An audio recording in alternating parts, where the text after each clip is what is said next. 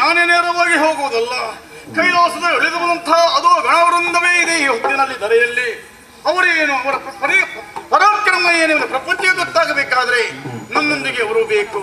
ಎಲ್ಲಿದ್ದೀರ ಗಣಾದಿಗಳೇ? ಬನ್ನಿರಿ ಬನ್ನಿರಿ ಬನ್ನಿರಿ.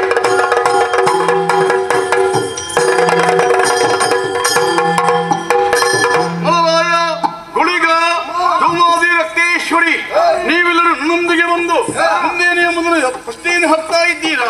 ಲೋಕವೊಮ್ಮೆ ನೋಡಿ ಧರೆಯಲ್ಲಿ ಅನ್ಯಾಯ ನಡೆಯುತ್ತಾ ಇದೆ.